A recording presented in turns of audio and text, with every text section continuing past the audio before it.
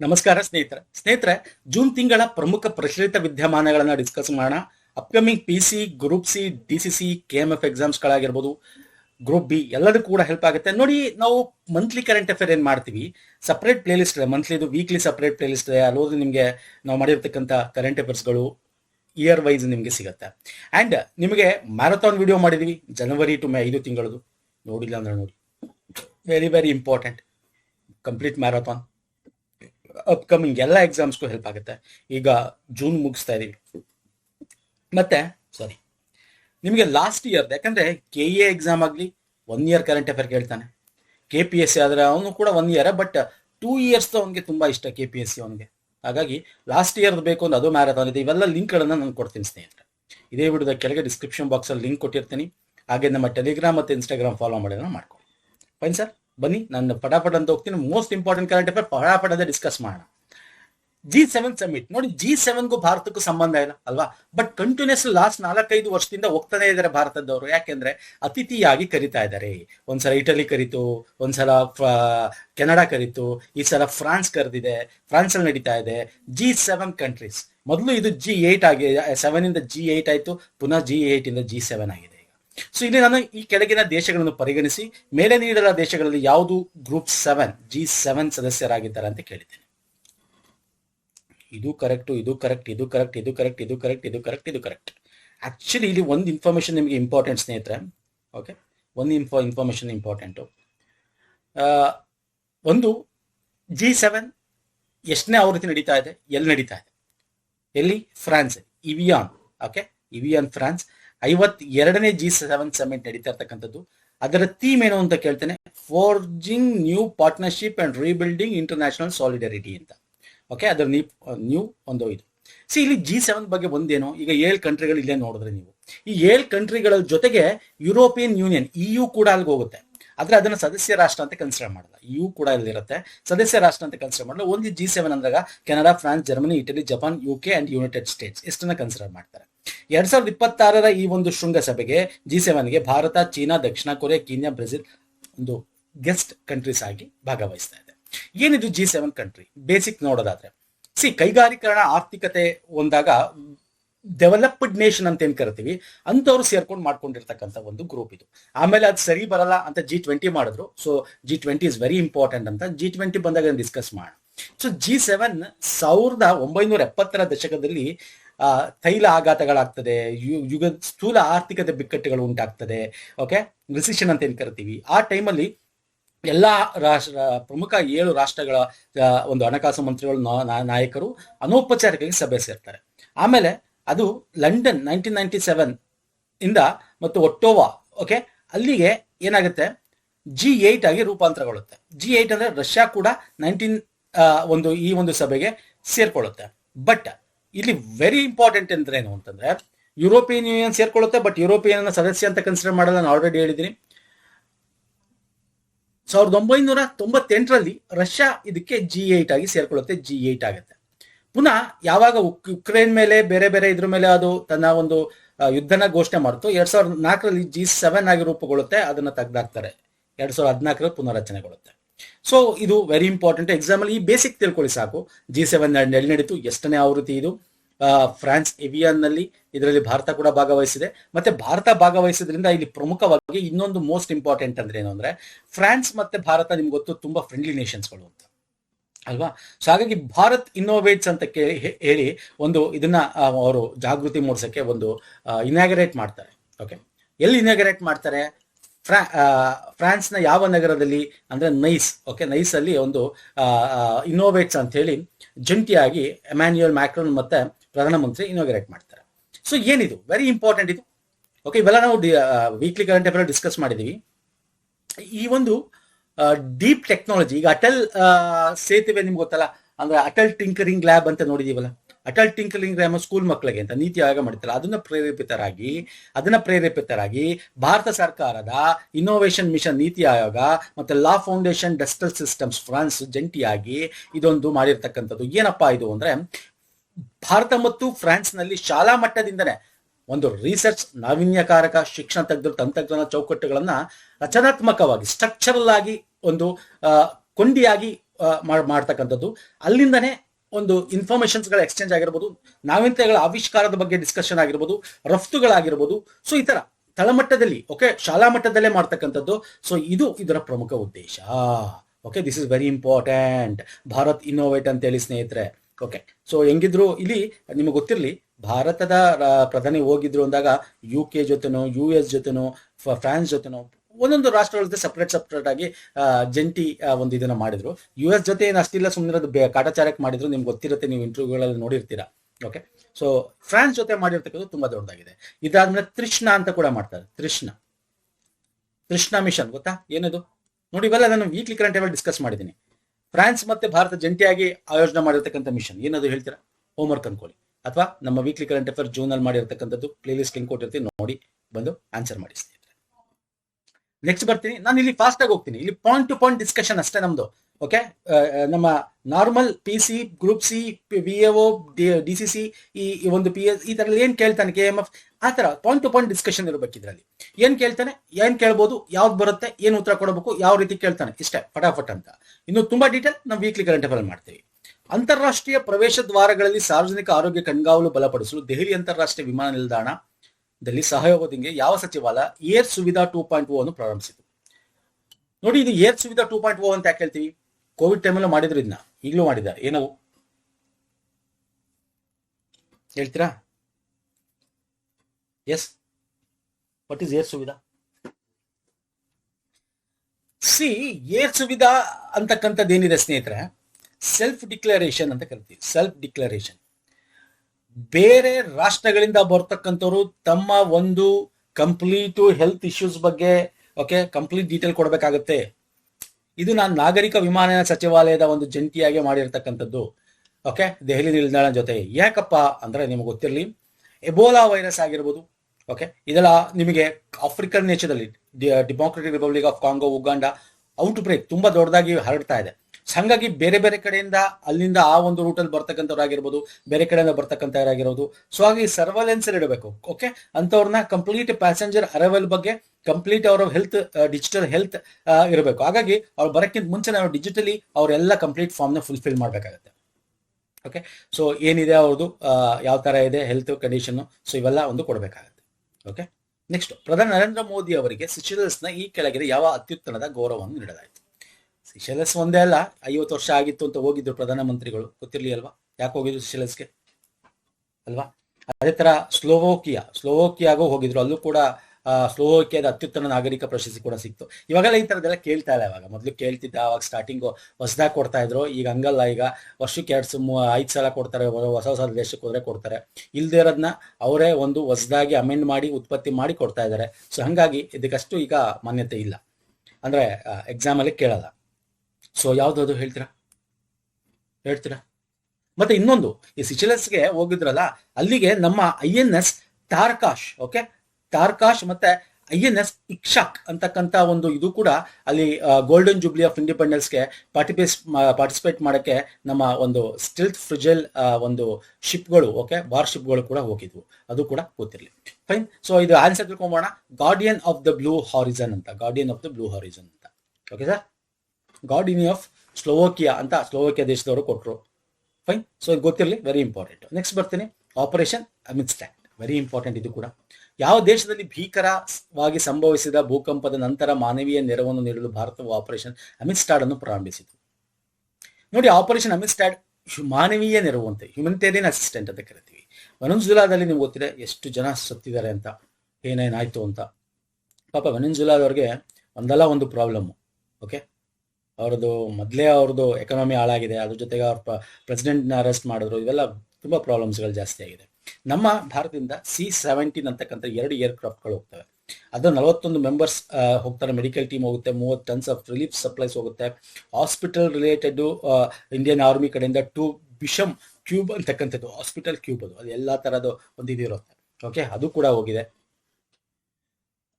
ನಿಮ್ಗೆ ಎಕ್ಸಾಮ್ ಅಲ್ಲಿ ಇನ್ನೊಂದ್ ತರ ಕೇಳ್ತೀನಿ ಕ್ವಶನ್. ಏನ್ ಕೇಳ್ತಾನೆ, ಇಂಡಿಯನ್ ಏರ್ ಫೋರ್ಸ್ ನ ಯಾವ್ದು ಹೋಗಿತ್ತು ಅಂತ ಕೇಳ್ತಾನೆ. Indian air force C-7 globe master aircraft. ಬೇಕಾದ್ರೆ ಇದನ್ನು ಎಕ್ಸಾಮ್ ಅಲ್ಲಿ ಹಿಂಗ್ ಬೇಕಾದ್ರೆ ಕೇಳ್ಬಿಡ್ಬೋದು ಅಂತಾರೆ ತಿರುಗಿಸಿ ನಿಮಗೆ. ಆಪರೇಷನ್ ಅಮಿತ್ಸ್ಟ್ಯಾಡ್ ವೆನೆಜುಲಾಗೆ ನಾವು ಮಾಡಿದ್ವಿ, ಯಾವ ಒಂದು ಇಂಡಿಯನ್ ಏರ್ ಫೋರ್ಸ್ ನ ಒಂದು ಏರ್ಕ್ರಾಫ್ಟ್ ಹೋಗಿತ್ತು ಅಂತ ಕೇಳ್ಬಿಡ್ಬೋದು. ನೋಡಿದ್ರಾ, ಈ ತರ ಎಲ್ಲ ಕೇಳ್ತಾನೆ. ಹಾಗಾಗಿ ನಾವು ಡೀಟೇಲ್ ಆಗಿ ಹೇಳ್ತಾ ಇರ್ತೀವಿ, ನೋಡ್ಕೊಳ್ಳಿ ಸ್ನೇಹಿತರೆ. ಇದಂತೂ ಮೋಸ್ಟ್ ಇಂಪಾರ್ಟೆಂಟ್ ಕ್ವಶನ್ ನೋಡಿ. ಕಲ್ಪಕಂ ಏನಿದೆ ತಮಿಳುನಾಡಲ್ಲಿ, Indira Gandhi centre for atomic research ನಲ್ಲಿ ಕಾಪರ್ ಕ್ಲೋರಿನ್, ತಾಮ್ರ ಕ್ಲೋರಿನ್ ಥರ್ಮೋಕೆಮಿಕಲ್ ಸೈಕಲ್ ಆಧಾರಿತ ವಿಶ್ವದ ಮೊದಲ ಹೈಡ್ರೋಜನ್ ಉತ್ಪಾದನಾ ಸೌಲಭ್ಯ ಪರಮಾಣು ಇಂಧನ ಇಲಾಖೆಯ ಕಾರ್ಯದರ್ಶಿ ಅಜಿತ್ ಕುಮಾರ್ ಮೊಹಂತಿ ಉದ್ಘಾಟಿಸಿದರು.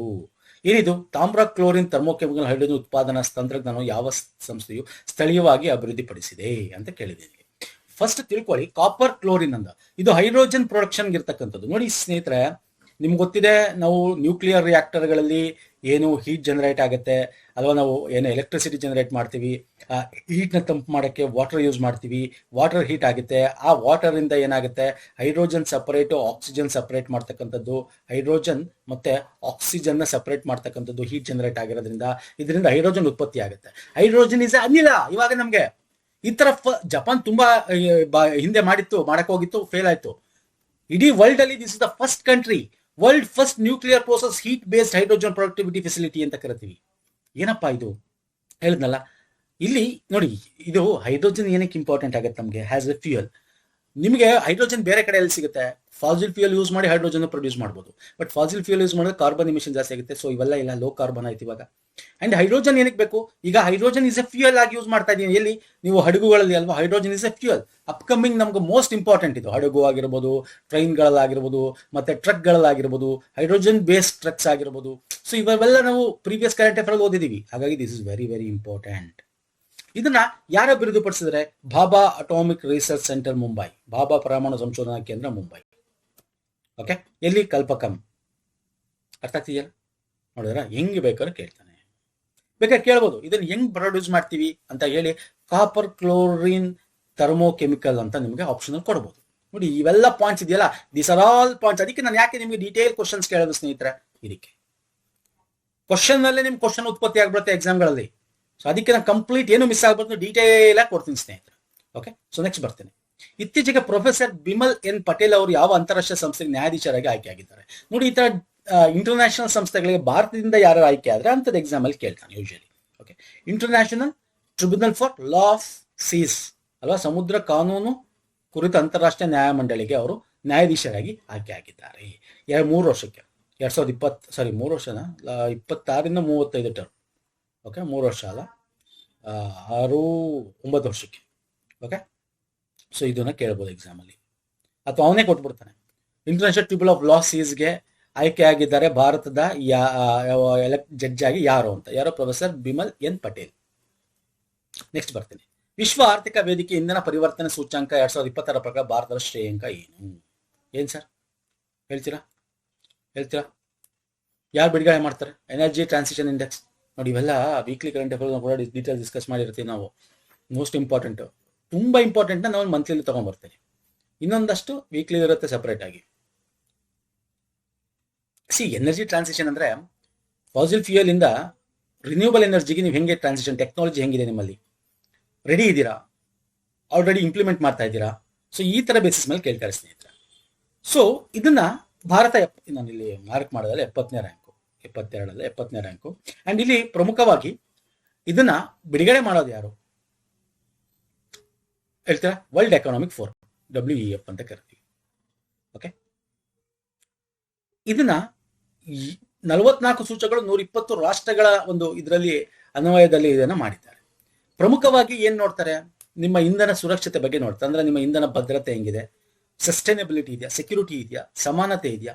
ಓಕೆ, ಸೊ ಅಂದ್ರೆ ಈಗ ಫಾರ್ ಎಕ್ಸಾಂಪಲ್ ಈಗ ಯುದ್ಧ ಆಯ್ತು, ನಿಮ್ಮಲ್ಲಿ ಇಂಧನ ಆದ್ರೂ ಕೂಡ ನಿಮ್ಮಲ್ಲಿ ಅದನ್ನ ನೋಡ್ತಾರೆ. ಸೊ ಅದ್ರ ಮೇಲೆ ರ್ಯಾಂಕ್ ಕೊಡ್ತಾರೆ. ನಾವು ಭಾರತ 70ನೇ ರ್ಯಾಂಕ್ ಇದೀವಿ. ಟಾಪ್ 10 ಕಂಟ್ರೀಸ್ಗಳನ್ನ ಇಲ್ಲಿ ಕೊಟ್ಟಿದ್ದೀವಿ ನೋಡ್ಕೊಳ್ಳಿ, ಅಂಡ್ ಬಾಟಮ್ ಕಂಟ್ರೀಸ್ಗಳನ್ನ ಇಲ್ಲಿ ಕೊಟ್ಟಿದ್ದೀವಿ ನೋಡ್ಕೊಳ್ಳಿ. Okay, so very important. ಇದನ್ನ ಸಿಂಪಲ್ ಆಗಿ ಕೇಳ್ಕೊಳ್ಳಿ. ಎಷ್ಟನೇ ರ್ಯಾಂಕು, ಯಾವ ಒಂದು ಸೂಚಕಗಳು main important, security, sustainability and equity ಅಂತ ಕರಿತೀವಿ ಇಂಗ್ಲಿಷಲ್ಲಿ. ಆದ್ರೆ ಟಾಪ್ ಕಂಟ್ರಿ ಸ್ವೀಡನ್, ಭಾರತ 70ನೇ rank. Bottom Congo Democratic Republic. Fine, next ಬರ್ತೀನಿ. ಯೋಗದ ದೈಹಿಕ, ಮಾನಸಿಕ, ಆಧ್ಯಾತ್ಮಿಕ ಪ್ರಯೋಜನಗಳನ್ನು ಉತ್ತೇಜಿಸಲು ಮತ್ತು ಪ್ರಪಂಚಾದ್ಯಂತ ಆರೋಗ್ಯ ಜೀವನ ಶೈಲಿಯನ್ನು ಉತ್ತೇಜಿಸಲು ಪ್ರತಿ ವರ್ಷ ಜೂನ್ 21ರಂದು ಅಂತಾರಾಷ್ಟ್ರೀಯ ಯೋಗ ದಿನವನ್ನು ಆಚರಿಸಲಾಗ್ತದೆ ಅಲ್ವಾ ಸರ್? ಅಲ್ವಾ? ಎಸ್, ಹೌದು. 2026ರ ಅಂತಾರಾಷ್ಟ್ರೀಯ ಯೋಗ ದಿನ ವಿಷಯನ ಈ ಸಲ ಎಲ್ಲ ಆಚರಣೆ ಮಾಡೋರು ಹೇಳ್ತೀರಾ? ಹೋಮ್ವರ್ಕ್ ಅನ್ಕೊಳ್ಳಿ. ಈ ಸಲ ಭಾರತದಲ್ಲಿ ಯೋಗ ದಿನ ಎಲ್ಲಿ ಆಚರಣೆ ಮಾಡಿದ್ರು ಪ್ರಧಾನಮಂತ್ರಿಗಳು? ಹೋಗಿ ಹೇಳಿ, ಆನ್ಸರ್ ಮಾಡಿ.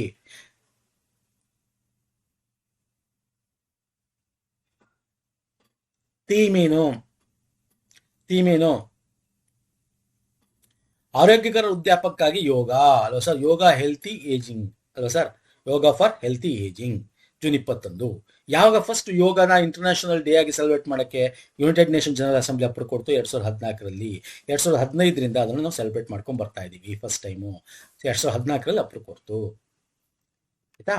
ನೆಕ್ಸ್ಟ್ ಈಗ ಅದೇ ಯೋಗಾಸನಕ್ಕೆ ಸಂಬಂಧಪಟ್ಟಂತೆ championship world first time, okay, first ಇದು ಈ ಸಲನ ಆಯೋಜನೆ ಮಾಡ್ಕೊಂಡು ಬರ್ತಾ ಇದ್ದಾರೆ.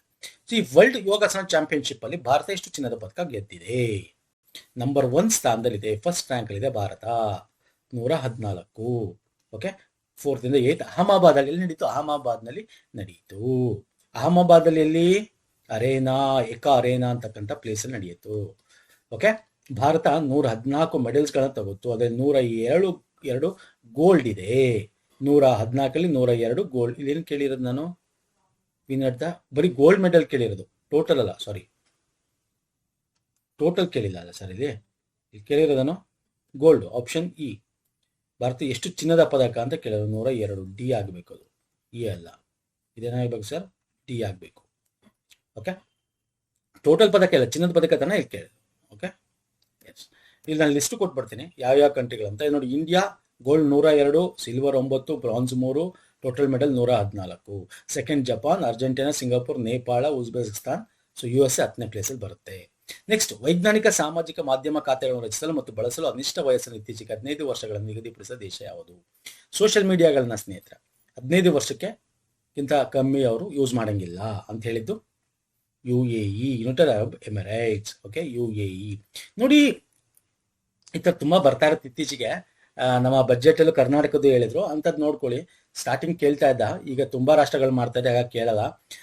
UK ಕೂಡ ಮಾಡ್ತು, ಅದನ್ನು ಬೇಕಾದ್ರೆ ಕ್ವಶನ್ ತಗೋಬಹುದು. UK 16 ವರ್ಷ ಇಡ್ತು, 16 ವರ್ಷ ಇಡ್ತು UK. ಇದು 15 ಆದ್ರೆ UAE, UK 16 ವರ್ಷ. Okay, United Kingdom. ಮತ್ತೆ ಇನ್ನೊಂದು ಕೆನಡಾ ಪಾರ್ಲಿಮೆಂಟಲ್ಲಿ ಅಪ್ರೂವ್ ಆಗಿದೆ. ಓಕೆ, ಇನ್ನು ಕಾಯ್ದೆ ಆಗಿಲ್ಲ, ಪಾರ್ಲಿಮೆಂಟಲ್ಲಿ ಅದು ಅಪ್ರೂವ್ ಮಾಡಿದ್ದಾರೆ. ಅದು ಕೂಡ 16 ವರ್ಷದ ಕೆಳಗೆ ಅಂತ ಹಾಕಿದ್ದಾರೆ. ಸೊ ಇವೆಲ್ಲ ಬರ್ತಾ ಇರುತ್ತೆ ಎಕ್ಸಾಮ್ಗಳಲ್ಲಿ, ನೋಡ್ಕೊಳ್ಳಿ. ಅದು ಫೇಸ್ಬುಕ್ ಆಗಿರ್ಬೋದು, ಇನ್ಸ್ಟಾಗ್ರಾಮ್, ಟಿಕ್ಟಾಕ್ ಆಗಿರ್ಬೋದು, ಯೂಟ್ಯೂಬ್ ಆಗಿರ್ಬೋದು, ಅಂತ ಸೋಷಿಯಲ್ ಮೀಡಿಯಾ ಅಕೌಂಟ್ಗಳು ಅವ್ರಿಗೆ ಆಕ್ಸೆಸ್ ಇರಬಾರ್ದು. ಓಕೆ, ಭಾರತೀಯ ಸೇನಾ ತುಕಡಿಯು ಅಭ್ಯಾಸ್ ಕಾನ್ಕ್ವೆಸ್ಟ್ 2026ರಲ್ಲಿ ಭಾಗವಹಿಸಿ ಸಜ್ಜಾಗಿದೆ. ಈ ಅಭ್ಯಾಸ ಯಾವ ದೇಶದಲ್ಲಿ ನಡೆಯುತ್ತಾ ಇದೆ? ಇದು ಎಲ್ಲಿ ನಡೀತಾ ಇದೆ sir? Exercise Khaan Quest, Mongolia. Okay, ಮಂಗೋಲಿಯಾದಲ್ಲಿ ನಡೀತಾ ಇದೆ. 23ನೇ ಎಡಿಷನ್ ಇದು. Okay, very important. ಈ ಸಲ ಮಂಗೋಲಿಯಾದಲ್ಲಿ ನಡೀತಾ ಇದೆ. ನೆಕ್ಸ್ಟ್, ಯುನೈಟೆಡ್ ಸ್ಟೇಟ್ಸ್ ತನ್ನ US ಇಂಡೋ ಪೆಸಿಫಿಕ್ ಕಮಾಂಡ್ ಅನ್ನು ಅಧಿಕೃತವಾಗಿ ಈ ಕೆಳಗಿನ ಯಾವ ಹೆಸರು ಮರುನಾಮಕರಣ ಮಾಡಿದೆ? ನೋಡಿ, ಮೊದಲು ಕೂಡ ಇದು US ಪೆಸಿಫಿಕ್ ಕಮಾಂಡ್ ಅಂತಾನೆ ಇದ್ದಿದ್ದು, ಯುನೈಟೆಡ್ ಸ್ಟೇಟ್ಸ್ ಪೆಸಿಫಿಕ್ ಕಮಾಂಡ್ ಅಂತ. ಅದನ್ನ US ಇಂಡೋ ಪೆಸಿಫಿಕ್ ಕಮಾಂಡ್ ಅಂತ ಮಾಡಿದ್ದ. ನಿಮಗೆ ಅಂದ್ರೆ ಏನಪ್ಪ ಇದು ಸರ್ ಅಂದ್ರೆ, ಯುನೈಟೆಡ್ ಸ್ಟೇಟ್ಸ್ ಏನಿದೆ ಎಲ್ಲಾ ಕಡೆ ತನ್ನ ಒಂದು ಕಮಾಂಡ್ಗಳನ್ನ ಇಟ್ಟಿದೆ. ಮಧ್ಯ ಏಷ್ಯಾ ಆಗಲಿ, ಏಷ್ಯಾ ಆಗಲಿ, ಅರಬ್ ಮಧ್ಯಪ್ರಾಚ್ಯ ಆಗಲಿ, ಓಕೆ, ಆಫ್ರಿಕಾ ಸೈಡ್ ಆಗಲಿ, ಎಲ್ಲ ಕಡೆ ತನ್ನ ಒಂದು ಕಮಾಂಡ್ಗಳನ್ನು ಇಟ್ಟಿದೆ. ಆ ಥರ ನಮ್ಮ ಹಿಂದೂ ಮಹಾಸಾಗರ ಪೆಸಿಫಿಕ್ ಅಲ್ಲಿ ಒಂದು ಕಮಾಂಡ್ ಇದೆ. ಸೊ ಹಾಗಾಗಿ ಅದಕ್ಕೆ US ಇಂಡೋ ಪೆಸಿಫಿಕ್ ಕಮಾಂಡ್ ಅಂತ, ಮೊದಲು US ಪೆಸಿಫಿಕ್ ಕಮಾಂಡ್ ಅಂತಾನೆ ಇತ್ತು. ಓಕೆ, ಅದನ್ನ 2018ರಲ್ಲಿ ಈ ತರಲೆ ಟ್ರಂಪ್ ಅವನು ಪುನಃ ಬಂದು US ಇಂಡೋ ಪೆಸಿಫಿಕ್ ಕಮಾಂಡ್ ಅಂತ ಮಾಡಿದ್ದ. ಈಗೇನ್ ಮಾಡಿದ್ರು ಅವರು, ಟ್ರಂಪು ಪುನಃ ಈಗ ಗೊತ್ತಲ್ಲ ಭಾರತದ ಜೊತೆ ಅಷ್ಟಕ್ಕಷ್ಟೇ ಅಲ್ವಾ. ಸೊ ಈಗೇನ್ ಮಾಡಿದ್ರು, ವಾಪಸ್ ಅದನ್ನ US ಪೆಸಿಫಿಕ್ ಕಮಾಂಡ್ ಅಂತ ವಾಪಸ್ ರೀನೇಮ್ ಮಾಡಿದ್ರು ಅಷ್ಟೇ. ಓಕೆ, ಎಲ್ಲಿದೆ ಅದು? ಹವಾಯಿ ದ್ವೀಪದಲ್ಲಿದೆ ಅಲ್ವಾ ಸರ್, ಪೆಸಿಫಿಕ್ ಸಾಗರ. ಅಂದ್ರೆ ಇಂಡಿಯಾಗೆ ಮಹತ್ವ ಕೊಡಕ್ ಬಂದ್ರು, ಆಮೇಲೆ ಈಗ ಬೇಡ ಮಹತ್ವ ಕೊಡೋದು ಅಂತ ತೆಗೆದಾಕಿದ್ರು ಅಷ್ಟೇ, ಸಿಂಪಲ್. ಕೇರಳ ಸರ್ಕಾರವು ಮಹಿಳೆಯರಿಗೆ ಮತ್ತು ತೃತೀಯ ಲಿಂಗಿಗಳಿಗೆ ವ್ಯಕ್ತಿಗಳಿಗಾಗಿ ಪ್ರಾರಂಭಿಸಿದ ಉಚಿತ ಬಸ್ ಪ್ರಯಾಣ ಯೋಜನೆ ಹೆಸರು. ನೋಡಿ, ಕೇರಳ ಈಗ ಕಾಂಗ್ರೆಸ್ ಸರ್ಕಾರ ಬಂದಿದೆ ಅಲ್ವಾ ಸರ್, ಕಾಂಗ್ರೆಸ್ ನೇತೃತ್ವದ ಸಮ್ಮಿಶ್ರ ಸರ್ಕಾರ ಪ್ರಿಯದರ್ಶಿನಿ ಯೋಜನೆ ಅಂತ ಮಾಡಿದ್ದಾರೆ. ಓಕೆ, ಪ್ರಿಯದರ್ಶಿನಿ ಯೋಜನೆ. ನೋಡಿ, ಈ ತರ ಸರ್ಕಾರಗಳು ಬಂದಾಗ ಕೇಳಬಹುದು, ಆ ತರ ಕೇಳ್ದೇನೆ ಇರಬಹುದು. ಈಗ 1-2 ಕೇಳ್ತಾರೆ. ಈಗ ಎಲ್ಲಾ BJPಯಿಂದ ಹಿಡಿದು ಎಲ್ಲರೂ ಕೂಡ ಈ ಉಚಿತ ಆಯೋಗಗಳನ್ನ ಮಾಡ್ತಾ ಇದ್ದಾರೆ. ಈಗ TVK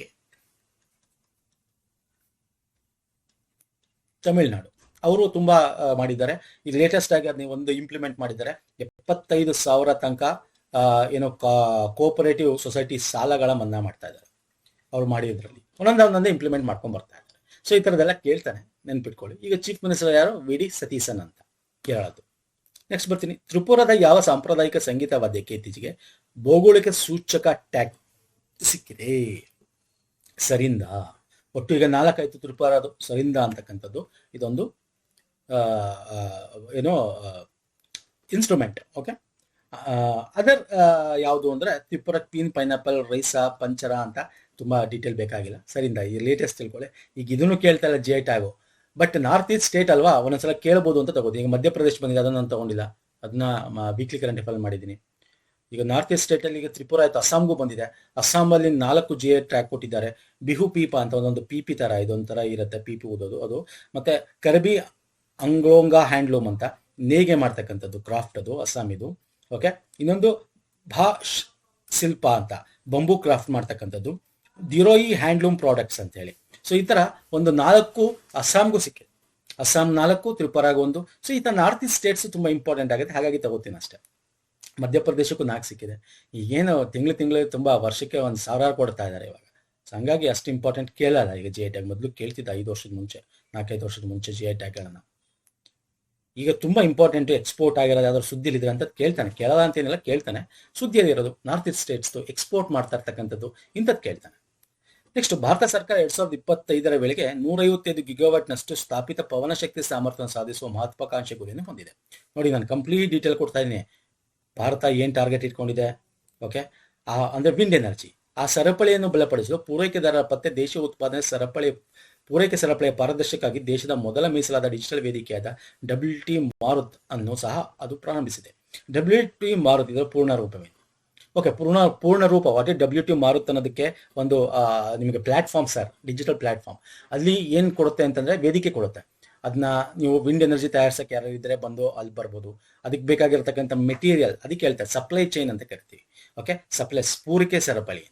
ಸಪ್ಲೈ ಚೈನ್, ಪೂರೈಕೆ ಸರಪಳಿ ಅಂದ್ರೆ ಬೇಕಾಗಿರ್ತಕ್ಕಂಥ ಮೆಟೀರಿಯಲ್ ಕೊಡೋರು ಇದ್ರು ಕೂಡ ಬಂದು ಅಲ್ಲಿ ಕೊಡ್ಬೋದು. ಸೊ ಈ ಥರ ಎಲ್ಲ ಒಂದೇ ವೇದಿಕೆಯಲ್ಲಿ ಮಾಡಿರೋದು. ಬಟ್ ಇಲ್ಲಿ ಟಾರ್ಗೆಟ್ ನಾವು ನೋಡ್ಕೋಬೇಕಾಗುತ್ತೆ. ನೋಡಿ, 155 ಗಿಗಾವ್ಯಾಟ್ ನಾವು ವಿಂಡಿಂದ ತೆಗಿಬೇಕು 2035. This is the target. ಇದನ್ನ ಎಕ್ಸಾಮಲ್ಲಿ ಕೇಳ್ತಾನೆ. ಅದನ್ನ 2030 100 ಗಿಗಾವ್ಯಾಟ್ನ ಸಾಧಿಸಬೇಕು ಅಂತ ಕೇಳ್ತಾ ಇದ್ದಾನೆ. ಓಕೆ, ಈಗ ಅಟ್ ಪ್ರೆಸೆಂಟ್ 56.1 ಗಿಗಾವ್ಯಾಟ್ ಇದೆ ಆಸ್ ಪರ್ ಜೂನ್ 2026. 100 ಗಿಗಾವ್ಯಾಟ್ ಇನ್ನು ಡಬಲ್ ಮಾಡ್ಬೇಕು 2030ರಲ್ಲಿ, 155 ಮಾಡ್ಬೇಕು 2035ರಲ್ಲಿ ಅಲ್ವಾ ಸರ್. ಇದು ಮೇನ್ ಎಕ್ಸಾಮಲ್ಲಿ ಕೇಳ್ತಾನೆ. ಈಗ ಈ ಪ್ಲಾಟ್ಫಾರ್ಮ್ WT ಮಾರುತ್ ಅಂತಕ್ಕಂಥದ್ದು ಏನಿದೆ, ಅದು ಫುಲ್ ಫಾರ್ಮ್ ಏನು ಅಂದ್ರೆ wind turbine material and resources utility tracker ಅಂತ. ನೋಡಿ, ಅದೇ ಹೇಳ್ಬಿಡುತ್ತೆ, wind turbine material and resources utility tracker ಅಂತ. ಓಕೆ, ಇದೇನ್ ಮಾಡುತ್ತೆ ಹೇಳಿದ್ನಲ್ಲ, ಯಾರು ಇದನ್ನ ತಯಾರಿಸೋರು ಮುಂದೆ ಬಂದ್ರೆ ಬರ್ಬೋದು, ಅಂಥವ್ರು ಕೂಡ ಬರ್ಬೋದು, ಮೆಟೀರಿಯಲ್ ಸಪ್ಲೈ ಮಾಡೋರು ಬಂದ್ರೆ ಬರ್ಬೋದು. ಯಾಕಂದ್ರೆ ವಿಂಡ್ ಇಂದ ತುಂಬಾ ಲಾಸ್ ಆಗ್ತಾ ಇದೆ ಅಂತ, ವಿಂಡ್ ಅಲ್ಲಿ ಯಾರು ಮುಂದೆ ಬರ್ತಾ ಇಲ್ಲ. ಹಾಗಾಗಿ ಇದನ್ನು ನಾವು ರಿನ್ಯೂಬಲ್ ಎನರ್ಜಿಗೆ ಸೇರಿಸ್ಕೋಬೇಕು, ಇದು ಮುಂದಕ್ಕೆ ಬರಬೇಕು, ಇದರಲ್ಲಿ ಹೆಚ್ಚು ನಾವು ಒಂದು ವಿದ್ಯುತ್ತನ್ನು ಉತ್ಪಾದನೆ ಮಾಡಬೇಕು ಅನ್ನೋದು ಸರ್ಕಾರದ ಉದ್ದೇಶ. Okay, next, PM street vendors Atmanirbhar Nidhi, PM Svanidhi full form ಇಲ್ಲೇ ಹೇಳ್ಬಿಟ್ಟಿದ್ದೀನಿ. PM ಸ್ವಾನಿಧಿ ಅಂದ್ರೇನು, ಪ್ರಧಾನಮಂತ್ರಿ ಸ್ಟ್ರೀಟ್ ವೆಂಡರ್ಸ್ ಆತ್ಮನಿರ್ಭರ್ ನಿಧಿ ಅಂತ. ಇದು ಕೈಗೆಟ್ಟುವ ದರದಾದ ಮೇಲಾಧಾರ ರಹಿತ ಸಾಲ, ಡಿಜಿಟಲ್ ಸೇರ್ಪಡೆ ಮತ್ತು ಸಾಮಾಜಿಕ ಬದ್ಧತೆ ಮೂಲಕ ಬೀದಿ ಬದಿ ವ್ಯಾಪಾರಿಗಳನ್ನು ಸಬಲೀಕರಣಗೊಳಿಸಲು 6 ವರ್ಷಗಳನ್ನು ಪೂರೈಸಿದೆ. 6 ವರ್ಷ ಆಗೋಯ್ತು. 2020 ಜೂನ್ 1ರಲ್ಲಿ ಬಂದಿದ್ದು. ಓಕೆ, ಇದ್ಯಾಕೆ ತಗೊಂಡೆ, ಈಗ ಯಾಕೆ ಬೇಕಾಗಿತ್ತು? ಇದನ್ನು ಎಕ್ಸ್ಟೆಂಡ್ ಮಾಡಿದ್ದಾರೆ 2030 ತನಕ. ಲಾಸ್ಟ್ ಇಯರ್ ಮಾಡಿದ್ರು, ಈಗ ಅದನ್ನು ಇಂಪ್ಲಿಮೆಂಟ್ ಮಾಡ್ತಾ ಇದ್ದಾರೆ. 2030ಕ್ಕೆ ಎಕ್ಸ್ಟೆಂಡ್ ಮಾಡಿದ್ದಾರೆ. ವಸತಿ ಮತ್ತು ನಗರ ವ್ಯವಹಾರಗಳ ಸಚಿವಾಲಯದ ಅಡಿಯಲ್ಲಿ ಬರುತ್ತಾ ಇದು? Yes, option D is the right answer. ಯಾವ ಸಚಿವಾಲಯ ಬರುತ್ತೆ ಅಂತ ಕೇಳಿರೋದು. ಹೌಸಿಂಗ್ ಮತ್ತು ಅರ್ಬನ್, ಯಾಕೆ ನಗರಗಳಿರ್ತಾನೆ. ಇದು ಯಾವಾಗ ತಂದ್ರು, ಯಾವಾಗ ಕೋವಿಡ್ ಬಂತು ಅವಾಗ ನಿಮ್ಗೆ ಗೊತ್ತಿದೆ ಎಲ್ಲ ಬಂದು ಲಾಕ್ಡೌನು. ಸೊ ಅವ್ರಿಗೆ ಇರೋ ದುಡ್ಡು ಲಾಸ್ ಆಯಿತು, ಅವರ ಮೆಟೀರಿಯಲ್ ಲಾಸ್ ಆಯಿತು, ಬೀದಿ ಬದಿಲ್ ವ್ಯಾಪಾರಿಗಳದ್ದು ತರಕಾರಿ ಸೊಪ್ಪು ಅದು ಇದೆಲ್ಲ. ಸೊ ಅವ್ರಿಗೆ ಇನ್ವೆಸ್ಟ್ಮೆಂಟ್ ಮಾಡಕ್ಕೆ ಪುನಃ ಬೇಕು. ಹಾಗಾಗಿ ಅವ್ರು ಸಾಲ ಕೊಡೋಕ್ಕೆ 2020ರಲ್ಲಿ ತಂದರು. ಎಷ್ಟು ಸಾಲ ಕೊಡಕ್ಕೆ ತಂದರು ಅದು ನಿಮಗೆ ಹೋಮ್ವರ್ಕ್. ನೋಡಿ, ಇದೆಲ್ಲ ನಾವು ಸ್ಕೀಮ್ಸ್ ಅಂತ ಒಂದು ಸಪ್ರೇಟ್ ಪ್ಲೇಸ್ ಇದೆ, ಅದೆಲ್ಲ ಮಾಡಿದ್ದೀವಿ ನಾವು. ಓಕೆ, ಅಲ್ಲೆಲ್ಲ ನಿಮಗೆ ಸಚಿವಾಲಯದ ಆಧಾರದ ಮೇಲೆ ಸ್ಕೀಮ್ಸ್ಗಳನ್ನ ಮಾಡಿದ್ದೀವಿ. ಹೋದ್ರೆ ನಮ್ಮ ಪ್ಲೇಲಿಸ್ಟ್ ಅಲ್ಲಿ ಸಿಗುತ್ತೆ, ನೋಡ್ಕೋಬಹುದು. ಸೊ ಇದನ್ನು ಓದ್ಕೊಳ್ಳಿ. ನಿಮ್ಗೆ ಹೆಂಗೆ ಕೇಳ್ತಾನೆ ಎಕ್ಸಾಮಲ್ಲಿ, ಈಗ PM ಆತ್ಮ ಸ್ವಾನಿಧಿ ಇದ್ರ ಬಗ್ಗೆ ಈಗ ಸುದ್ದಿಯಲ್ಲಿದೆ. 2030 ಟಾರ್ಗೆಟ್ ತನಕ ಇದನ್ನ ಎಕ್ಸ್ಟೆಂಡ್ ಮಾಡಿದರೆ ಕ್ಯಾಬಿನೆಟ್. ಹಾಗಾಗಿ ಇದ್ರ ಬಗ್ಗೆ ನಿಮಗೆ ಬೇಸಿಕ್ ಕೇಳ್ಬೋದು. ಅಂದ್ರೆ ಎಷ್ಟು ದುಡ್ಡು ಕೊಡ್ತಾರೆ, ಓಕೆ, ಇಂಟ್ರೆಸ್ಟ್ ಸಬ್ಸಿಡಿ ಎಷ್ಟು, ಅದರಲ್ಲಿ ಸೆಕೆಂಡ್ ಟೈಮ್ ಎಷ್ಟು ದುಡ್ಡು ತನಕ ಎಕ್ಸ್ಟೆಂಡ್ ಮಾಡ್ತಾರೆ. ಓಕೆ, ಸೊ ಇದನ್ನು ಕೇಳ್ತಾನೆ ಎಕ್ಸಾಮ್ ಅಲ್ಲಿ. ಇದನ್ನೆಲ್ಲ ಓದ್ಕೋಬೇಕು. ನಾನು ಇವೆಲ್ಲ ಎಕ್ಸ್ಪ್ಲೇನ್ ಮಾಡ್ತಾ ಕೂತ್ಕೊಳ್ಳೋಕ್ಕಾಗಲ್ಲ ಸ್ಕೀಮ್ನ ಸ್ನೇಹಿತರೆ. ಜಸ್ಟ್ ಕರೆಂಟ್ ಅಫೇರ್ ಎಕ್ಸ್ಪ್ಲೇನ್ ಮಾಡ್ತೀನಿ, ಏನು ಓದಬೇಕು ಅನ್ನೋದು ಹೇಳ್ತೀನಿ, ಎಲ್ಲಿ ಇದೆ ಅಂತಾನು ಕೂಡ ಹೇಳ್ತೀನಿ. ಓಕೆ, ನೀವು ಸರ್ಚ್ ಮಾಡೋರು ಓದಿ ಅಥವಾ ನಮ್ಮ ಪ್ಲೇಲಿಸ್ಟ್ಗೆ ಹೋಗಿ ಅಲ್ಲೂ ಸಿಗುತ್ತೆ. ನೆಕ್ಸ್ಟ್, ಸರ್ಕಾರದಿಂದ ಸರ್ಕಾರಕ್ಕೆ ನಡೆಯುವ ಒಪ್ಪಂದದ ಅಡಿಯಲ್ಲಿ 114 ರಫೇಲ್ ಯುದ್ಧ ವಿಮಾನಗಳನ್ನು ಖರೀದಿಸಲು ಭಾರತ ಫ್ರಾನ್ಸ್ ಖರೀದಿಸಕ್ಕಾಗಿ ವಿನಂತಿಯ ಪತ್ರವನ್ನು ಕೊಟ್ಟಿದೆ, ಲೆಟರ್ ಆಫ್ ಇಂಟೆಂಟ್. ನೋಡಿ, ಭಾರತ 114 ರಫೇಲ್ ಯುದ್ಧ ವಿಮಾನ ಬೇಕು ಅಂತೇಳಿ ಫ್ರಾನ್ಸ್ಗೆ ನಾವು ಕೊಟ್ಟಿದ್ದೀವಿ. ನೋಡಿ, ಇದೆಲ್ಲ ನ್ಯೂಸ್ಗಳಲ್ಲೇ ಬರಲ್ಲ. ಈ ಉದ್ಯಮಗಳಿಗೆ ಪ್ರಸ್ತಾಪಿಸಲಾದ ಸರ್ಕಾರ ನಡೆಯುವ ಒಪ್ಪಂದದ ಅಂದಾಜು ಮೌಲ್ಯ ಎಷ್ಟು ಮೌಲ್ಯ ಅದು ಅಂತ ಕೇಳಿರೋದು. ಹೇಳ್ತೀರಾ? ಮೌಲ್ಯ ಒಂದ್ಸಲ ಕೇಳಲ್ಲ, ಎಷ್ಟು ಅಂತ ಕೇಳ್ತಾರೆ. ಲೆಟರ್ ಆಫ್ ಇಂಟೆಂಟ್ ಎಷ್ಟು ತಗೋಬೇಕು ಅಂತ ಮಾಡಿದೀವಿ ಅಂತ. 114 ರಫೇಲ್ ಜೆಟ್ ಫೈಟರ್. ಎಷ್ಟು ಸರ್? 3.25 ಅಲ್ವಾ ಸರ್? Yes, 3.25 lakhs. ಓಕೆ, ಇಲ್ಲಿ ಟಿಕ್ ಮಾಡೋಣ. ಓಕೆ, ನೆಕ್ಸ್ಟ್ ಬನ್ನಿ. ಈ ಕೆಳಗಿನವುಗಳನ್ನು ಪರಿಗಣಿಸಿ. ವಿಶ್ವ ಪರಿಸರ ದಿನವನ್ನು ಪ್ರತಿ ವರ್ಷ ಜೂನ್ 5ರಂದು ಆಚರಿಸ್ತೀವಿ. ಹೌದು sir, June 5 world environmental day. ಈ ವರ್ಷದ ಥೀಮ್ ಏನು ಅಂದ್ರೆ ಪ್ರಕೃತಿಯಿಂದ ಪ್ರೇರೇಪಿತ ಹವಾಮಾನಕ್ಕಾಗಿ ನಮ್ಮ ಭವಿಷ್ಯಕ್ಕಾಗಿ ಅಂತ. ಇಂಗ್ಲಿಷಲ್ಲಿ inspired by nature for the climate for our future ಅಂತ ಕರಿತೀವಿ ಇಂಗ್ಲಿಷಲ್ಲಿ. ಓಕೆ, ಯಾವ ಹೇಳಿಕೆ ಸರಿ? ಇಲ್ಲಿ 2 ಹೇಳಿಕೆಗಳು ಕೂಡ ಸರಿ ಸ್ನೇಹಿತರೆ. ವರ್ಲ್ಡ್ ಎನ್ವೈರನ್ಮೆಂಟ್ ಡೇ ಯಾವಾಗ ಸೆಲೆಬ್ರೇಟ್ ಮಾಡ್ತೀವಿ? ಎನ್ವೈರನ್ಮೆಂಟ್ ರಿಲೇಟೆಡ್ ಅಂತೂ ಬರ್ದೇ ಬರುತ್ತೆ.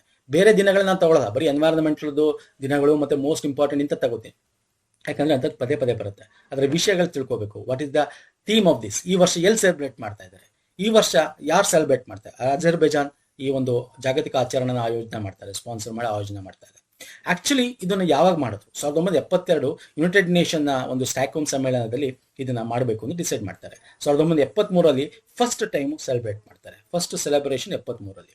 72 ಡಿಸೈಡ್ ಮಾಡ್ತಾರೆ, 73ರಿಂದ ಇದನ್ನ ಸೆಲೆಬ್ರೇಟ್ ಮಾಡಕ್ ಮಾಡ್ತೀವಿ. ಈ ವರ್ಷ ಅಜರ್ಬೈಜಾನ್ ಇದನ್ನ ಆಯೋಜನೆ ಮಾಡ್ತಾ ಇದೆ.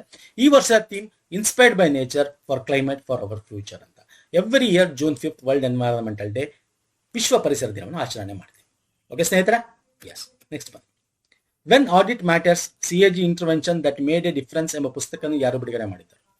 ಆಡಿಟ್ ರಿಲೇಟೆಡ್ ಈ ಪುಸ್ತಕಗಳು ಯಾವನ್ನು ಕೇಳ್ತಾನೆ ಎಕ್ಸಾಮ್ಗಳಲ್ಲಿ, banking, SSC, TCC, okay, PC. ಯಾಕೆ ಕೇಳ್ತಾನೆ? ಯಾವುದು ತುಂಬಾ ಇಂಪಾರ್ಟೆಂಟ್? ಸರ್ಕಾರದಿಂದ ಯಾರು ಮಂತ್ರಿಗಳು ಅಥವಾ ಯಾರು ಬಿಡುಗಡೆ ಮಾಡಿದ್ದಾರೆ? Yes, CP Radhakrishnan vice president ಬಿಡುಗಡೆ ಮಾಡಿದ್ದಾರೆ. ಹಂಗಾಗಿ ಇಂಪಾರ್ಟೆಂಟ್ ಆಗುತ್ತೆ. ಇದನ್ನು ಯಾರು ಬರ್ದಿದ್ದು ಅದು ಕೂಡ ಇಂಪಾರ್ಟೆಂಟ್ ಆಗುತ್ತೆ. ಅಂದ್ರೆ ನಿಮ್ಮ ಕಂಟ್ರೋಲ್ ಅಂಡ್ ಆಡಿಟರ್ ಜನರಲ್ ಅವರು ಆಗಿದ್ರು ಕೂಡ ವಿನೋದ್ ರಾಯ್ ಅಂತ. ಅದ್ರ ಬಗ್ಗೆ ಕಂಪ್ಲೀಟ್ ಡೀಟೇಲ್ ಹೆಂಗಿರ್ಬೇಕು, ಏನ್ ಡಿಫ್ರೆನ್ಸ್ ಏನು, ಈ ತರದ್ರ ಬಗ್ಗೆ ಹೆಂಗಿರಬೇಕು ಅಂತ ಒಂದು ಬುಕ್ ನ ಬರೆದು ರಿಲೀಸ್ ಮಾಡಿದ್ದಾರೆ. ಸೊ ಇವ್ರು ತುಂಬಾ ಎಕ್ಸ್ಪೀರಿಯನ್ಸ್ ಇದೆ. ಸೊ ಹಾಗಾಗಿ ಇವರು ಕೂಡ ವಿನೋದ್ ರಾಯ್ ಅವರು CAG ಆಗಿದ್ರು ಲಾಂಗ್ ಬ್ಯಾಕ್. ಸೊ ಹಾಗಾಗಿ ಅವರು ಬರ್ದಿರ್ತಕ್ಕಂಥದ್ದನ್ನ ವೈಸ್ ಪ್ರೆಸಿಡೆಂಟ್ ಬಿಡುಗಡೆ ಮಾಡಿದ್ದಾರೆ. ಯಾವ್ದದು? When audit matters, CAG intervention that made a difference ಅನ್ನೋ ಒಂದು ಪುಸ್ತಕ. ನೆಕ್ಸ್ಟ್, ಜೂನ್ 2026 ಭಾರತದ ಮೊದಲ ಫ್ಲೆಕ್ಸ್ ಫ್ಯೂಯಲ್ ಪ್ರಯಾಣಿಕ ವಾಹನವನ್ನು ಯಾವ ಕಂಪನಿಯು ಬಿಡುಗಡೆ ಮಾಡಿತು? ನೋಡಿ, ನಿಮ್ಗೆ ಗೊತ್ತಿರಬೇಕು, ನಿಮ್ಗೆಲ್ಲ E20, E85, E100 ಅಂತೆಲ್ಲ ನೀವು ಸುದ್ದಿಲಿ ಕೇಳ್ತಿರ್ತೀರಾ. ಅಂದ್ರೆ ಎಥನಾಲ್ ಮೊದಲು 5 ಇತ್ತು, 10 ಆಯ್ತು, 15, 20. E20 ಇದ್ದಿದ್ದು ಏಕ್ದಮ್ E85 ನ ಯೂಸ್ ಮಾಡಿ ಅಂತ ಅಂದ್ಬಿಟ್ಟು ಮಾಡ್ಬೋದು ಅಂತ ಸರ್ಕಾರ ಅಪ್ರೂವ್ ಮಾಡ್ಬಿಡ್ತು ಈಗ ಏಕ್ದಮ್. ಅಂದ್ರೆ ಏನರ್ಥ? E20 ಅಂದ್ರೆ 20% ಎಥನಾಲ್ ಪ್ಲಸ್ 80% ಪೆಟ್ರೋಲ್ ಅಥವಾ ಡೀಸೆಲ್ ಅಲ್ವಾ ಸರ್? E20. E75 85% ethanol. ಇನ್ನು ಬರೀ 15% ಮಾತ್ರ ಪೆಟ್ರೋಲ್. ಸೊ ಅದನ್ನ ನೀವು ನಾರ್ಮಲ್ ಇಂಜಿನ್ ಅಲ್ಲಿ ಯೂಸ್ ಮಾಡಕ್ಕಾಗಲ್ಲ. ಇರೋ ಇದಕ್ಕೆ ಅದಕ್ಕೆ ಫ್ಲೆಕ್ಸ್ ಫ್ಯೂಯಲ್ ಪ್ಯಾಸೆಂಜರ್ ವೆಹಿಕಲ್ ಅಂದ್ರೆ ಫ್ಲೆಕ್ಸ್ ಫ್ಯೂಯಲ್ ವೆಹಿಕಲ್ ಅಂತ ಬರುತ್ತೆ. ಅದಕ್ಕೆ ಬೇರೆ ರೀತಿಯಾದ ಎಂಜಿನ್ ಇರಬೇಕು, ಅದಕ್ಕೆ ಸಪೋರ್ಟ್ ಮಾಡ್ತಕ್ಕಂಥದ್ದು. ಅದನ್ನ ಫಸ್ಟ್ ಮಾರುತಿ ಸುಜುಕಿ ವ್ಯಾಗನಾರ್ ಅಲ್ಲಿ ಬಿಡುಗಡೆ ಮಾಡಿದ್ದಾರೆ.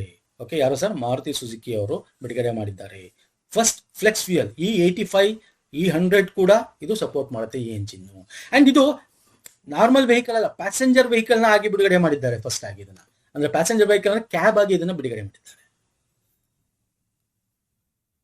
ಸರಿ, ಪ್ಯಾಸೆಂಜರ್ ಅಂದ್ರೆ ನಾರ್ಮಲ್ ಆಗಿ ಓಡಾಡ್ಸೋರ್ಗೆ ಬಿಡುಗಡೆ ಮಾಡಿದ್ದಾರೆ. ಅಂದ್ರೆ ಇದರ ಕೇಪಬಿಲಿಟಿ ನೋಡ್ಬೇಕಲ್ಲ, ಹಾಗಾಗಿ ಹೆಂಗಿರುತ್ತೆ ಏನು ಅಂತ. ಸೊ ಫಸ್ಟ್ ಯಾವುದು ಫ್ಲೆಕ್ಸ್ ಫ್ಯೂಯಲ್ ವೆಹಿಕಲ್ ಅಂತ ಕರಿತೀವಿ, ಇದಕ್ಕೆ ಸಪೋರ್ಟ್ ಮಾಡ್ತಕ್ಕಂಥದ್ದು. E85, E100 ತನಕ ಕೂಡ ಇದು ಸಪೋರ್ಟ್ ಮಾಡುತ್ತೆ. ಈಗ ನೆಕ್ಸ್ಟ್ ಬರ್ತದೆ, ಎಲ್ಲಾನು ಬರ್ತದೆ. ಬೇರೆ ಬೇರೆ ಕಂಪನಿಗಳಿಂದ ಫ್ಲೆಕ್ಸ್ ಫ್ಯೂಯಲ್ ಎಂಜಿನ್ ಇರ್ತಕ್ಕಂಥ ಸಪೋರ್ಟ್ ಮಾಡ್ತಕ್ಕಂಥ ಒಂದು ಎಥನಾಲ್ ಪವರ್ಡ್ ಮೊಬಿಲಿಟಿ ಇರ್ತಕ್ಕಂಥ ಇಂಜಿನ್ಸ್ಗಳ ಒಂದು ಗಾಡಿಗಳು ಬರ್ತವೆ. ಓಕೆ, ಇದರಿಂದ ಏನಾಗುತ್ತೆ? ಇದರಿಂದ ನಮಗೆ ಪೆಟ್ರೋಲ್ನ ಆಮದು, ಫಾಸಿಲ್ ಫ್ಯೂಯಲ್ಸ್ನ ಆಮದು ಮಾಡ್ಕೊಳ್ಳೋದು ಕಮ್ಮಿ ಆಗುತ್ತೆ. ಓಕೆ, ಮತ್ತೆ ನಮಗೆ ಕಾರ್ಬನ್ ಎಮಿಷನ್ ಕಮ್ಮಿ ಆಗುತ್ತೆ ಅಲ್ವಾ ಸರ್? ಮತ್ತೆ ನಮ್ಮ ಒಂದು ಕಾರ್ಬನ್ ಇಂಪೋರ್ಟ್ ಮಾಡ್ಕೊಳ್ಳೋದು ಕಮ್ಮಿ ಆದಾಗ ನಮ್ಮ ಒಂದು ಫಾರೆಕ್ಸ್ ಮೇಲೆ ಬರ್ತಕ್ಕಂಥ ಪ್ರೆಷರ್ ಕಮ್ಮಿ ಆಗುತ್ತೆ ಅಲ್ವಾ? ಎಲ್ಲದೂ ಕೂಡ ಹೆಲ್ಪ್ ಆಗುತ್ತೆ. ಫೈನ್, ನೆಕ್ಸ್ಟ್ ಬರ್ತೇನೆ. ವಾಷಿಂಗ್ಟನ್ DC ಯಲ್ಲಿರುವ ವಿಶ್ವ ಬ್ಯಾಂಕ್ ಪ್ರಧಾನ ಕಚೇರಿಯಲ್ಲಿನ ಕಾರ್ಯನಿರ್ವಾಹಕ ನಿರ್ದೇಶಕ ಯಾರು ನೇಮಿಸಲಾಗಿದೆ? ನೋಡಿ, ವರ್ಲ್ಡ್ ಬ್ಯಾಂಕ್ಗೆ ಎಕ್ಸಿಕ್ಯೂಟಿವ್ ಡೈರೆಕ್ಟರ್ ಆಗಿ ನೇಮಕ ಮಾಡಿದ್ರೆ ಭಾರತೀಯದವ್ರನ್ನ. ಯಾರು ಸರ್ ಅವರು? ನೀಲಕಂಠ ಮಿಶ್ರಾ ಅಲ್ವಾ? ಎಸ್, ನೀಲಕಂಠ ಮಿಶ್ರಾ. ಓಕೆ, ಇವರು 3 ವರ್ಷಕ್ಕೆ ಆಯ್ಕೆ ಆಗಿದ್ದಾರೆ ಎಕ್ಸಿಕ್ಯೂಟಿವ್ ಡೈರೆಕ್ಟರ್. ಇಂಥದ್ದು ಕೇಳ್ತಾನೆ. ನಾನು ಹೇಳಿಲ್ವಾ, ಈಗ ವಾಷಿಂಗ್ಟನ್ DC ಇದೆ, world bank is very important. 1944 ಆಗಿದ್ದು. ಪ್ರೆಸಿಡೆಂಟ್ ಯಾರು? ಅಜಯ್ ಬಂಗಾ ಅಲ್ವಾ? ವರ್ಲ್ಡ್ ಬ್ಯಾಂಕ್, IMF ಎಲ್ಲ ಇಂಪಾರ್ಟೆಂಟ್. ಹೇಳ್ತಾನೆ ಅಂತ. ನೆಕ್ಸ್ಟ್, ಕೇಂದ್ರ ವಾಣಿಜ್ಯ ಮತ್ತು ಕೈಗಾರಿಕಾ ಸಚಿವ ಪಿಯೂಷ್ ಗೋಯಲ್ ಅವರು ಭಾರತದಂತೆ ಹೂಡಿಕೆಗೆ ಸಿದ್ಧವಿರುವ ವಿಶ್ವ ದರ್ಜೆ ಎಷ್ಟು ಕೈಗಾರಿಕಾ ಉದ್ಯಾನವನಗಳ ಅಭಿವೃದ್ಧಿಯನ್ನು ವೇಗಗೊಳಿಸಲು ಭವ್ಯ ಪೋರ್ಟಲ್ ಅನ್ನು ಪ್ರಾರಂಭಿಸಿದರು. ಇದು ಇಂಡಸ್ಟ್ರೀಸ್, ರೆಡಿ ಇಂಡಸ್ಟ್ರೀಸ್ ಅಂತ ಕರಿತೀವಿ. ಇಂಡಸ್ಟ್ರೀಸ್ ಕೈಗಾರಿಕೆ, plug and play. Okay, plug and play. ಬನ್ನಿ, ನಿಮ್ಮ ಹಾಕಿ ಮೆಷಿನ್ ಪ್ಲಗ್ ಮಾಡಿ ಸ್ಟಾರ್ಟ್ ಮಾಡಿ, everything is ready, infrastructure is ready. ಆ ಥರ 100 investment ready industrial park across India ಮಾಡಬೇಕು ಅಂತ ಟಾರ್ಗೆಟ್ ಇಟ್ಕೊಂಡಿರೋದು. ಹಾಗಾಗಿ ಭವ್ಯ ಪೋರ್ಟಲ್ ಮುಖಾಂತರ ಅದನ್ನು ಇಂಪ್ಲಿಮೆಂಟ್ ಮಾಡ್ತಾರೆ. ಹಾಗಾಗಿ ಅದನ್ನು ಲಾಂಚ್ ಮಾಡಿದ್ದಾರೆ. ಇದರಲ್ಲಿ ಎಲ್ಲ ಟ್ರಾನ್ಸ್ಪರೆನ್ಸಿ ಇರುತ್ತೆ, ಅಪ್ರೂವಲ್ ಇರುತ್ತೆ, ಇನ್ಫ್ರಾಸ್ಟ್ರಕ್ಚರ್ ಎಲ್ಲ, ಸ್ಟೇಟ್ ಪಾರ್ಟಿಸಿಪೇಷನ್ ಎಲ್ಲ ಕೂಡ ಇದರಲ್ಲಿ ಎಕೋಸಿಸ್ಟಮ್ಗೆ ಏನೇನು ಬೇಕು ಎಲ್ಲ ಇರುತ್ತೆ. Next, MG NREGA. ನೀವು ಗೊತ್ತಿದೆ MG ನರೇಗಾಗೆ ಏನಾಯ್ತು? Viksit Bharat guarantee for Rozgar and Ajeevika Gramin mission ಆಯ್ತು ಅಲ್ವಾ sir? Mahatma Gandhi rural employment guarantee act ಏನಾಯ್ತು? ಈಗ Viksit Bharat guarantee for Rozgar and Ajeevika mission Gramin ಆಯ್ತು ಅಲ್ವಾ? ಇನ್ನೇನು ಗೊತ್ತಿರಬೇಕು. ಇದು ತುಂಬಾ ಲಾಸ್ಟ್ ಇಯರ್ ಡಿಸ್ಕಸ್ ಮಾಡಿದೀವಿ. ಬಟ್ ಈಗ ಯಾಕೆ ತಗೊಂಡೆ ಇವಾಗ ಇದು ಇಂಪ್ಲಿಮೆಂಟು ಯಾವಾಗ ಬರಲಿದೆ ಜಾರಿಗೆ? ಏನೋ ಬಿಲ್ ತಂದ್ಬಿಟ್ರು ಸರ್, ಲಾಸ್ಟ್ ಇಯರ್ ಬಿಲ್ ತಂದ್ಬಿಟ್ರು, ಪಾಸ್ ಆಗೋಯ್ತು. ಇಂಪ್ಲಿಮೆಂಟೇಷನ್ ಯಾವಾಗ? ಯಾವಾಗ 2026. ಯಾವಾಗ? ಜುಲೈ 1 ಯೋಜನೆ ಜಾರಿಗೆ ಬರ್ತಾ ಇದೆ. ಇದಕ್ಕೆ ಎಷ್ಟು ದುಡ್ಡು? 95,692 ಕೋಟಿಯನ್ನು ಹಂಚಿಕೆ ಮಾಡ್ತಾ ಇದ್ದಾರೆ ಇವಾಗ. ಓಕೆ, ಸೊ ಇದು ಗೊತ್ತಿರಲಿ. ನೆಕ್ಸ್ಟ್, ಇದ್ರ ಬಗ್ಗೆ ನಾವು ಆಲ್ರೆಡಿ ಪ್ರೀವಿಯಸ್ ಮಂತ್ ಅಲ್ಲಿ ಡಿಸ್ಕಸ್ ಮಾಡಿದ್ವಿ. ಹಾಗಾಗಿ ವಾಟ್ ಈಸ್ ವಿಕಸಿತ್ ಭಾರತ್ ಗ್ರಾಮೀಣ ಅಜೀವಿಕಾ ಮಿಷನ್ ಗ್ರಾಮೀಣ ಅನ್ನೋದು ಡಿಸ್ಕಸ್ ಬೇಕಾಗಿಲ್ಲ, ತುಂಬಾ ಪ್ರೀವಿಯಸ್ ಮಾಡಿದ್ವಿ, ಓದಿರ್ತೀರಾ. ನರೇಂದ್ರ ಮೋದಿ ಅವರು ಜೂನ್ 10, 2026ರಂದು ಭಾರತದ ಅತ್ಯಂತ ದೀರ್ಘಾವಧಿಯ ಚುನಾಯಿತ ಪ್ರಧಾನಿಯಾದರು. 2014 ಮೇ 26ರಂದು ಮೊದಲ ಬಾರಿಗೆ ಪ್ರಮಾಣ ವಚನ ಸ್ವೀಕರಿಸಿದಾಗಿಂದ ಸತತ 4,399 ದಿನಗಳನ್ನು ಪೂರೈಸಿದರು. ಭಾರತದ ಅತ್ಯಂತ ದೀರ್ಘಾವಧಿಯ ಚುನಾಯಿತ ಪ್ರಧಾನಿಯಾದ ಯಾವ ಮಾಜಿ ಪ್ರಧಾನಿಯ ದಾಖಲೆಯನ್ನು ನರೇಂದ್ರ ಮೋದಿ ಅವರು ಹಿಂದಿಕ್ಕಿದರು.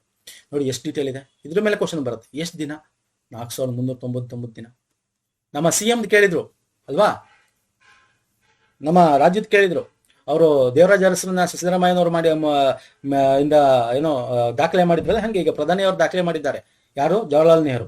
ಇಲ್ಲಿ ಕ್ವಶನ್ ಕ್ಲೀನ್ ಆಗಿ ಓದ್ಬೇಕು. ಕ್ವಶನ್ ಏನು ಓದ್ಬೇಕು ಸರ್? ಚುನಾಯಿತ ಪ್ರಧಾನಿ ಅಂತ ಕೊಡ್ತಾರೆ. ಹಂಗಾದ್ರೆ ದಿಸ್ ಇಸ್ ಕರೆಕ್ಟ್ ಆನ್ಸರ್. ಚುನಾಯಿತ ಪ್ರಧಾನಿ ಅಂತ ಕೊಡಬೇಕು. ಬರೀ ಪ್ರಧಾನಿ ಅಂದ್ರೆ ಆಗಲ್ಲ. ಒಂದು ತಿಳ್ಕೊಳ್ಳಿ ಸ್ನೇಹಿತರೆ, Jawaharlal Nehru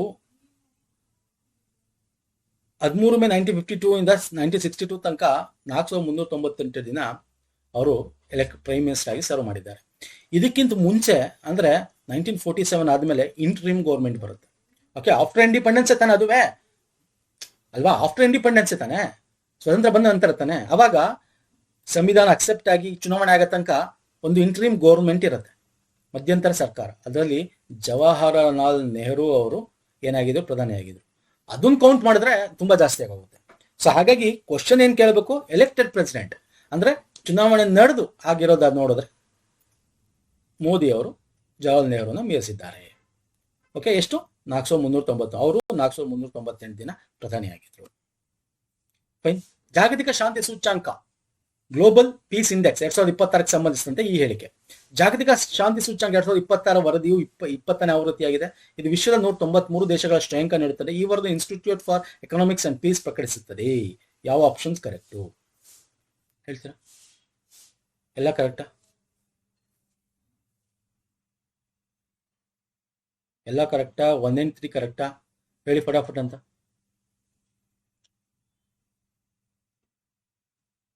option 3 correct, 1 and 3 correct ಅಲ್ವಾ? ಹೌದು. ಇಲ್ಲಿ ನೋಡಿ, 127ನೇ ರ್ಯಾಂಕ್ ಬರತ್ತಾ? ಇದು 20ನೇ ಎಡಿಷನ್. 1ನೇದು ಕರೆಕ್ಟು, ನಾನು ಅದನ್ನೇ ಹೇಳಿದ್ದು. 1ನೇದು ಕರೆಕ್ಟು, 3ನೇದು ಕರೆಕ್ಟ್. 2ನೇದು ಯಾಕೆ ತಪ್ಪು? 193 ರಾಷ್ಟ್ರಗಳಲ್ಲ, 163 ರಾಷ್ಟ್ರಗಳು ಕೌಂಟ್ ಮಾಡಿ ತಗೊಂಡಿರ್ತಕ್ಕಂಥ. ಓಕೆ, ಪೀಸ್ ಅಂದ್ರೇನು? ಶಾಂತಿ ಇರಬೇಕು. ಆ ದೇಶದಲ್ಲಿ ಹೆಂಗ್ ಶಾಂತಿ ಇದೆ? ಓಕೆ, ಸೋಷಿಯಲ್ ಸೇಫ್ಟಿ ಇದೆಯಾ, ಅಲ್ಲಿ ಸೆಕ್ಯೂರಿಟಿ ಇದೆಯಾ? Okay, conflict, domestic international conflict ಏನಿಲ್ವಾ? ಈ ಥರ 23 ಇಂಡಿಕೇಟರ್ಗಳನ್ನ ಅಳೆದು ತೂಗಿ ಕೊಡ್ತಕ್ಕಂಥದ್ದು. ಓಕೆ ಸ್ನೇಹಿತರೆ, ಲಾಸ್ಟ್ ಇಂದ್ರ ಕೂಡ ಫಸ್ಟ್ ರ್ಯಾಂಕ್ನ ಐಸ್ಲ್ಯಾಂಡ್ ತಗೊಂಡ್ಬರ್ತಾ ಇದೆ.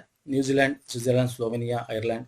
ಭಾರತ 127ನೇ ರ್ಯಾಂಕ್ ಇದೆ. ಯಾಕೆ ಭಾರತದಲ್ಲಿ ಯಾಕೆ ಹಿಂಗಾಯ್ತು? ಭಾರತ 2025ರಲ್ಲಿ 115 ಇತ್ತು, ಕುಸಿತ ಆಗಿದೆ. ಕೇಳ್ಬೋದು ಎಕ್ಸಾಂಪಲ್ ಇದನ್ನು ಕೂಡ. Okay, institute for economics and peace ಇದನ್ನು ಬಿಡುಗಡೆ ಮಾಡುತ್ತೆ. ದಕ್ಷಿಣ ಏಷ್ಯಾದ ಅಂತ ಬಂದಾಗ ಶ್ರೀಲಂಕಾ ಒಳ್ಳೆ ರ್ಯಾಂಕ್ ನ ತಗೊಂಡಿದೆ, ಏರಿಕೆಗಳಿದೆ. ಎಸ್ಪೆಷಲಿ ಭೂತಾನ್ ಫಸ್ಟ್ ಆಗಿದೆ ದಕ್ಷಿಣ ಏಷ್ಯಾ ಅಂತ ಬಂದಾಗ. ಭೂತಾನ್ ನೋಡಿ 16ನೇ ಸ್ಥಾನ, ಶ್ರೀಲಂಕಾ 67, ನೇಪಾಳ 111, ಬಾಂಗ್ಲಾದೇಶ 117, ಭಾರತ 127, ಪಾಕಿಸ್ತಾನ 152, ಅಫ್ಘಾನಿಸ್ತಾನ 157. ಟಾಪ್ 10 ಬಂದ್ರೆ Iceland, New Zealand, Switzerland, Slovenia, Ireland, Austria, Singapore. Okay, ಕೊನೆಯ ದೇಶಗಳಲ್ಲಿ ಎಲ್ಲಿ ಯುದ್ಧ ಆಗ್ತಾ ಇರುತ್ತೆ? ಸುಡಾನ್ ಅಲ್ಲಿ, ಕಾಂಗೋದಲ್ಲಿ ಅಲ್ವಾ, ಕಾಂಗೋ ಗಣರಾಜ್ಯ, ಮತ್ತೆ ಉಕ್ರೇನು, ಇಸ್ರೇಲು ಯುದ್ಧಗಳಾಗ್ತಾ ಇದೆಯಲ್ಲ, ಸೊ ಅಲ್ಲಿ ಕೊನೆಯ ರಾಷ್ಟ್ರಗಳು. ನೆಕ್ಸ್ಟ್ ಫಿಫಾ ಬಗ್ಗೆ ನೋಡಿ, ಎಲ್ಲ ಮುಗಿದ ಮೇಲೆ ಹೇಳ್ಬೋದು. ಓಕೆ, ಬಟ್ ಬೇಸಿಕ್ ಗೊತ್ತಿರಬೇಕಲ್ಲ ಫಿಫಾ ಬಗ್ಗೆ. ಈಗ ಎಲ್ಲಿ ನಡೀತಾ ಇದೆ ಫಿಫಾ, ಎಷ್ಟನೇ ಆವೃತ್ತಿ, ಅದರ ಮಸ್ಕಟ್ ಏನು, ಎಷ್ಟು ಟೀಮ್ಸ್ಗಳು ಫಸ್ಟ್ ಟೈಮು ದಾಖಲೆ ಟೀಮ್ಸ್ಗಳು ಪಾರ್ಟಿಸಿಪೇಟ್ ಮಾಡ್ತಾ ಇದೆ, ಇಂಥದ್ದು ಕೇಳ್ತಾನೆ. ಭಾರತ ಫಿಫಾಗಾಗಿತ್ತು ಹಾಗಿತ್ತು 1950, so this is correct, but participate ಮಾಡಲಿಲ್ಲ. ಫಿಫಾ ವಿಶ್ವಕಪ್ 2020 ಕೆನಡಾ, ಮೆಕ್ಸಿಕೋ, ಯುನೈಟೆಡ್ ಸ್ಟೇಟ್ ಜಂಟಿಯಾಗಿ ಮಾಡ್ತಾ ಇದೆ, ಹೌದು ಇದು ಕರೆಕ್ಟು. ಅರ್ಜೆಂಟೈನಾ ಅತಿ ಹೆಚ್ಚು ಫಿಫಾ ವಿಶ್ವಕಪ್ ಗೆದ್ದಿದೆ, ದಿಸ್ ಇಸ್ ರಾಂಗ್. ಸೊ ಹಾಗೆ 1 and 2 is the right answer ಅಲ್ಲ ಸರ್? ಸರ್ ಇಸ್ ಅರ್ಜೆಂಟೈನಾ 3 ಸಲ, ಲಾಸ್ಟ್ ಟೈಮ್ ಅವರೇ ಗೆದ್ದಿದ್ದು, ಕಟ್ಟದಲ್ಲಿ ಆಯ್ತಲ್ಲ ಅವಾಗ. ಜಾಸ್ತಿ ಗೆದ್ದಿದ್ದು 5, ಬ್ರೆಜಿಲ್ ಗೆದ್ದಿರೋದು. ಓಕೆ, ಇದು 23ನೇ ಆವೃತ್ತಿ, ಅದು ಗೊತ್ತಿರಲಿ, ವೆರಿ ಇಂಪಾರ್ಟೆಂಟ್. ಒಟ್ಟು ಯುನೈಟೆಡ್ ಸ್ಟೇಟ್ಸ್ 11, ಮೆಕ್ಸಿಕೋ 3, 2 ಕೆನಡಾದಲ್ಲಿ ಸೇರಿ ಒಟ್ಟು ಅತಿಥೇಯ ಒಂದು ಸ್ಟೇಡಿಯಂಗಳು ಇದಕ್ಕೆ ಭಾಗವಹಿಸ್ತಾ ಇದೆ. ಅಂಡ್ ದಿಸ್ ಇಸ್ ರೆಕಾರ್ಡೆಡ್, ಯಾಕಂತಂದ್ರೆ 48 ತಂಡಗಳು ಭಾಗವಹಿಸ್ತವೆ. ಮೊದಲು 32 ಇರ್ತಿತ್ತು, ಈಗ 48 ಇದೆ. 32 ರೌಂಡು, 16 ರೌಂಡು ಈ ತರ ಬರುತ್ತೆ. ಈಗ 32 ಆಯ್ತು, 16 ರೌಂಡ್ ತಕ್ಕ ಬಂದಿದೆ. ಇದು ಮುಗಿದ ಮೇಲೆ ಇದ್ರ ಬಗ್ಗೆ ಏನೇನೋ ದಾಖಲೆಗಳಾಯ್ತು ಅದನ್ನ ಡಿಸ್ಕಸ್ ಮಾಡೋಣ. ಮ್ಯಾಕ್ಸಿಮಮ್ ಗೆದ್ದಿರೋದು Brazil, Germany 4, okay, Italy 3, Argentina 4ನೇ ಪೊಸಿಷನ್ ಅಲ್ಲಿ ಬರ್ತದೆ. ಸೊ ಇದನ್ನ ತಿಳ್ಕೊಳ್ಳಿ. ಮತ್ತೆ ಮಸ್ಕಟ್ ಬಗ್ಗೆ ಗೊತ್ತಿರಲಿ. ಮತ್ತೆ ಈ ಸಲ ಚೊಚ್ಚಲವಾಗಿ ಈ ಒಂದು ವಿಶ್ವಕಪ್ಗೆ ಕೇಪ್ ವರ್ಡೆ ಮತ್ತೆ ಅರ್ಜೆಂಟೈನಾ ನೀವು ಮ್ಯಾಚ್ ನೋಡಿರ್ಬೇಕು, ನೋಡಿದ್ರೆ ಗೊತ್ತಿರುತ್ತೆ. ಕುರಾಕಾವು, ಜೋರ್ಡನ್ ಮತ್ತೆ ಉಜ್ಬೇಕಿಸ್ತಾನ್ ಇದು ಹೊಸದಾಗಿ ಪಾರ್ಟಿಸಿಪೇಟ್ ಮಾಡ್ತಾ ಇರ್ತಕ್ಕಂಥದ್ದು ಈ ವರ್ಷ ಮೊದಲನೇದಾಗಿ. ಓಕೆ, ಅಂಡ್ ಇಲ್ಲಿ ಮಸ್ಕ್ಯಾಟ್ಗಳು 3 ಮಸ್ಕ್ಯಾಟ್ಗಳಿದೆ. ಕ್ಲಚ್ ಅಂತ USA, ಓಕೆ, ಬೋಳುತಯ್ಯ ಒಂದು ಹದ್ದು, ಜಾಯು ಅಂತ ಮೆಕ್ಸಿಕೋ, ಮೇಪಲ್ ಅಂತ ಕೆನಡಾ. ನೆಕ್ಸ್ಟ್ ಇದು 4 ವರ್ಷಕ್ಕೊಂದ್ಸಲ ಆಯೋಜನೆ ಆಗ್ತಕ್ಕಂಥದ್ದು ಈ ವಿಶ್ವಕಪ್. ನೆಕ್ಸ್ಟ್ 2030 ಫಿಫಾ ವಿಶ್ವಕಪ್ ಮೊರಾಕೊ, ಪೋರ್ಚುಗಲ್, ಸ್ಪೇನ್ ಜಂಟಿಯಾಗಿ ಆಯೋಜನೆ ಮಾಡಲಾಗುತ್ತದೆ. ಸೊ ಇದು ನೋಡಿ, ಈ ಕ್ವಶನ್ಗಳು ಬೇಸಿಕ್ ಕ್ವಶನ್ಸ್ಗಳು ಗೊತ್ತಿರಬೇಕು. ಒಂದು, ಈ ವರ್ಷ ಯಾರು ಮಾಡಿದ್ದು, ನೆಕ್ಸ್ಟ್ ಯಾರು ಆಯೋಜನೆ ಮಾಡ್ತಾರೆ, ಈ ವರ್ಷದ ಮಸ್ಕಟ್ಗಳು 3 ರಾಷ್ಟ್ರಗಳಿಂದ 3 ಮಸ್ಕಟ್ಗಳಿದೆ, ಒಟ್ಟು ಎಷ್ಟು ತಂಡಗಳಿದೆ, ಅತ್ಯಂತ ಹೆಚ್ಚು ಗೆದ್ದಿರೋರು ಯಾರು, ಸೊ ಇಂಥದ್ದು ಮ್ಯಾಕ್ಸಿಮಮ್ ತಿಳ್ಕೊಂಡಿರೋ ಸಾಕು. ಓಕೆ, ಇದು ಮುಗಿದ ಮೇಲೆ ನೆಕ್ಸ್ಟ್ ಏನಾಗುತ್ತೆ ಅದ್ರ ಬಗ್ಗೆ ಇನ್ನೂ ಡೀಟೇಲ್ ಆಗಿ ತಿಳ್ಕೊಳ್ಳೋಣ. ಸಾರಿ, 30 ಜೂನ್ 2026ರಿಂದ ಜಾರಿಗೆ ಬರುವಂತೆ ಭಾರತದ ಮುಂದಿನ ಸೇನಾ ಮುಖ್ಯಸ್ಥರಾಗಿ ಯಾರನ್ನು ನೇಮಿಸಲಾಗಿದೆ? ಯಾರು ಹೇಳ್ತೀರಾ? ಈಗ ಸೇನಾ ಮುಖ್ಯಸ್ಥ ಕೇಳೋದು ಉಪೇಂದ್ರ ದ್ವಿವೇದಿ ರಿಟೈರ್ಡ್ ಆಗ್ತಾ ಇದ್ದಾರೆ. ಜೂನ್ 30 ನಂತರ ಯಾರಾಗ್ತಾರೆ ಫಟಾಫಟ್ ಅಂತ ಹೇಳ್ಬೇಕು ಸ್ನೇಹಿತರೆ. ಧೀರಜ್ ಸೇತ್ ಅಲ್ವಾ? ನೋಡಿ, ಇಲ್ಲಿ ಪ್ರಮುಖವಾಗಿ ನಾನು ನಿಮಗೊಂದು ತೋರಿಸ್ತೀನಿ. ಲಾಸ್ಟ್ ಪ್ರಿವಿಯಸ್ ಮಂತ್ ಅಲ್ಲೂ ಕೂಡ ಡಿಸ್ಕಸ್ ಮಾಡಿದೀವಿ, ಕರೆಂಟ್ ಅಫೇರ್ ಅಲ್ಲೂ ಕೂಡ. Indian army at present June 30th 2026 okay ತನಕ ಜನರಲ್ ಉಪೇಂದ್ರ ದ್ವಿವೇದಿ ಹೆಡ್. ನೇವಲ್ಗೆ ಅಡ್ಮಿರಲ್ ಕೃಷ್ಣ ಸ್ವಾಮಿನಾಥನ್ ಇವರು ರಿಪ್ಲೇಸ್ ಮಾಡಿದ್ರು. ಇವರ ಮೇ 31 ಇವರು ದಿನೇಶ್ ಕುಮಾರ್ ತ್ರಿಪಾಠಿ ಬದಲು ಇವರು ಅಧಿಕಾರ ವಹಿಸ್ಕೊಂಡ್ರು ಇತ್ತೀಚೆಗೆ. ಹಾಗೆ ಕೇಳ್ತಾನೆ ಕ್ವಶನ್, ಇದನ್ನ ಒಂದೇ ಸಿಬರಲ್ಲಿ ಕೇಳ್ಬೋದು ನಿಮ್ಗೆ. ಮತ್ತೆ ಇಂಡಿಯನ್ ಏರ್ ಫೋರ್ಸ್ ಚೀಫ್ ಯಾರು ಅಂದ್ರೆ ಚೀಫ್ ಮಾರ್ಷಲ್ ಅಮರ್ ಪ್ರೀತ್ ಸಿಂಗ್ ಅಂತ. ಈಗ ಜೂನ್ 30 ನಂತರ ಇವ್ರು ಇರಲ್ಲ, ಇವ್ರ ಜಾಗಕ್ಕೆ ಯಾರು ಬರ್ತಾರೆ? ಇವ್ರ ಜಾಗಕ್ಕೆ ಬರ್ತಾರೆ general Dheeraj Seth. Okay, general Dheeraj Seth ಬರ್ತಾರೆ, ಅವರು ಆರ್ಮಿ ಚೀಫ್ ಆಗ್ತಾರೆ. ಓಕೆ ಸರ್, ಅರ್ಥ ಆಗ್ತಿದೆಯಲ್ಲ? ಮತ್ತೆ ಇನ್ನೊಂದು ಲಾಸ್ಟ್ ಮಂತ್ ಅಲ್ಲೂ ಕೂಡ ಇದ್ದಿದ್ದು ಚೀಫ್ ಆಫ್ ಡಿಫೆನ್ಸ್ ಅಂತ ಏನ್ ಕರಿತೀವಿ, ಈ 3ಗಳನ್ನ ಹೆಡ್ ಕೋಆರ್ಡಿನೇಟ್ ಮಾಡ್ತಕ್ಕಂಥವ್ರು ಯಾರೀಗ ಜನರಲ್ NS ರಾಜಾ ಸುಬ್ರಹ್ಮಣಿ ಅಂತ. ಸೊ ಇದು ಗೊತ್ತಿರಬೇಕು. ಸೊ ಕಂಪ್ಲೀಟ್ ಡೀಟೇಲ್ ಕೊಟ್ಟಿದ್ದೀನಿ ನಾನು, ನೋಡಿದ್ರ ರಿವಿಷನ್ ಆದಂಗ ಆಯ್ತು ನಿಮ್ಗೆ ಲಾಸ್ಟ್ ಮಂತ್. ಅದು ಕಂಪ್ಲೀಟ್ ಡೀಟೇಲ್ ಸಿಕ್ತು ಯಾವಾಗ ಏನು ಅಂತ. ದಯವಿಟ್ಟು ನೋಡ್ಕೊಳ್ಳಿ, ಇದನ್ನ ಒಂದಿಸಿ ಬರೆಯೋರು ಕೇಳ್ತಕ್ಕಂಥ ಚಾನ್ಸಸ್ ಇದೆ. PC ಅಂತೂ ಬರ್ತಕ್ಕಂಥ ಚಾನ್ಸಸ್ ಇದೆ. PSI, TCC bank, KMF, banking, SSC ಎಲ್ಲಿ ಬೇಕಾದ್ರೂ ಕೇಳ್ಬೋದು. ನೆಕ್ಸ್ಟ್, ಇಂಡಿಯಾ AI ಮಿಷನ್ ಅಡಿಯಲ್ಲಿ ಬಿಡುಗಡೆ ಮಾಡಲಾದ ಡಿಸ್ಟಿಲ್ ವಿಡಿಯೋ AI ಮಾದರಿಯ ಹೆಸರೇನು? ಅಂದ್ರೆ ಇಂಡಿಯಾ AI ಮಿಷನ್ ಏನ್ ನಡೀತು ಭಾರತದಲ್ಲಿ, ಅದನ್ನ ಹೆಂಗೆ ಇದು ಮಾಡಬೇಕು ಅಂತ. ಈಗ ಇಂಡಿಯಾ AI ಮಿಷನ್ ಅಡಿಯಲ್ಲಿ ವಿಡಿಯೋ ಜನರೇಟ್ ಮಾಡಬೇಕು ಅಂದ್ರೆ ಅದಕ್ಕೆ ಡೀಟೇಲ್ ಆಗಿ ಪ್ರಾಂಪ್ಟ್ಗಳು ಕೊಡಬೇಕು. ಪ್ರಾಂಪ್ಟ್ಗಳನ್ನ ಕೊಟ್ಟು ಹೆಂಗ್ ಬೇಕು ಏನು ಅಂತ ತುಂಬಾ ಸರ್ಕಸ್ ಇದೆ. ಅದನ್ನ ಈಸಿ ಮಾಡ್ತು. ಯಾರು ಈಸಿ ಮಾಡೋದು? ವರ್ಯಾ ಅಂತ ಕರಿತೀವಿ. ವರ್ಯಾ ಅಂತಕ್ಕಂಥದ್ದು ಒಂದು ಈಗ ಡೆವಲಪ್ ಮಾಡಿದ್ದಾರೆ. ಓಕೆ, ಇಂಡಿಜಿನಿಯಸ್ ನಮ್ಮ ಭಾರತದವರೇ AI ಮಾಡಲ್ ಇಂಡಿಯನ್ AI ಮಿಷನ್ ಅಡಿಯಲ್ಲಿ ಡೆವಲಪ್ ಮಾಡಿರ್ತಕ್ಕಂಥದ್ದು.